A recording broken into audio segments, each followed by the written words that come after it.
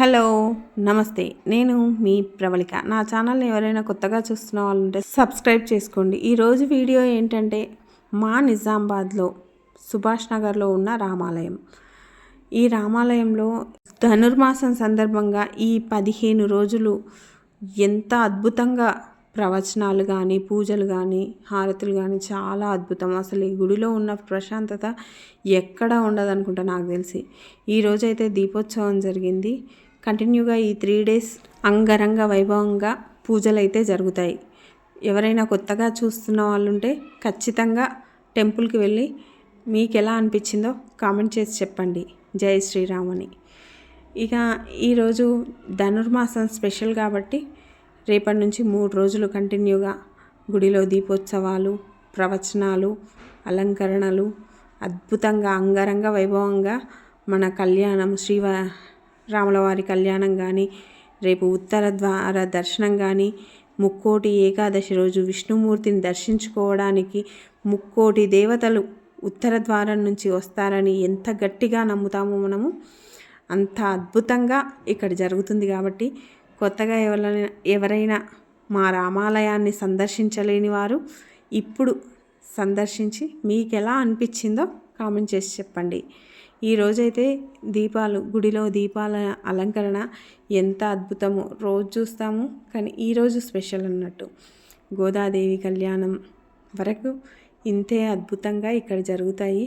వైకుంఠ ఏకాదశి నాడు తప్పకుండా ఏకాదశి వ్రతాన్ని అయితే అందరము ఆచరించుకుంటాము. దశమి రాత్రి ఉపవాసం చేస్తాము. కాబట్టి మా రామాలయంలో స్పెషల్ ఏంటంటే కంటిన్యూగా ఈ 15 days ధనుర్మాసం మొత్తం ఇంతే అద్భుతంగా రోజు ప్రవచనాలు. ఈరోజు స్పెషల్ ఏంటంటే గోదాదేవి గురించి స్పెషల్గా దీపోత్సవం చేశాము. ఈ ముగ్గు ఎంత అద్భుతంగా వేశారు చూడండి. అందులోనే విష్ణుమూర్తి, గోదాదేవి అమ్మవారు వీరిద్దరి ప్రతిమను ఆ రంగవల్లికలతో అలంకరించి ఆ దీపాల మధ్యలో ఆ అమ్మవారిని చూస్తుంటే చూడ్డానికి 2 కాళ్ళు చాలలేవు. నాకు వీడియో కరెక్ట్ తీయరాలేదేమో. మీలో ఎవరైనా కొత్తగా మా రామాలయాన్ని కనుక సందర్శిస్తే మా వీడియో ద్వారా మీకు ఎలా అనిపించిందో ఒక్క చిన్న కామెంట్ జై శ్రీరామ్ అని కామెంట్ చేసి చెప్పండి. ఈ టెంపుల్లో అయితే ఎంత ప్రశాంతతనో, ఒక దిక్కు తులసివనం, మరో దిక్కు ప్రవచనాలకి, ఇంకో దిక్కు ఈ వర్ణనాతీతం. గర్భగుడిలో ఆ సీతారామచంద్రస్వామి, లక్ష్మణస్వామితో కలిసి ఈ అలంకరణ.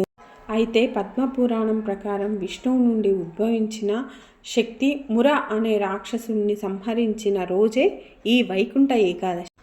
ముర అనే రాక్షసుడి దురాగతాలు భరించలేక దేవతలందరూ విష్ణువుని శరణు వేడగా వాడితో తలపడడానికి సంహరించేందుకు ప్రత్యేక అస్త్రం కావాలని గ్రహించి బదరికాశ్రమంలో హైమావతి గుహలో ప్రవేశించి అక్కడ విశ్రమిస్తున్న విష్ణువును ముర సంహరించేందుకు ప్రయత్నించగా ఆయన నుండి ఒక శక్తి ఉద్భవించింది.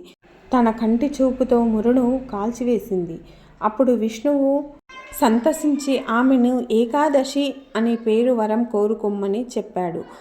ఆ రోజు ఉపవాసం ఉన్న వారి పాపాలను పరిహరించాలని ఆమె కోరింది. ధనుర్మాస శుక్ల ఏకాదశి ఉపవాసం ఉన్నవారికి వైకుంఠ ప్రాప్తి కలుగుతుందని విష్ణువు వరమిచ్చాడు. వైకుంఠ ఏకాదశి రోజు ముర అనే రాక్షసుడు బియ్యంలో దాక్కొని ఉండడం వల్ల ఈ పదార్థం తినకుండా ఉండాలని అంటారు.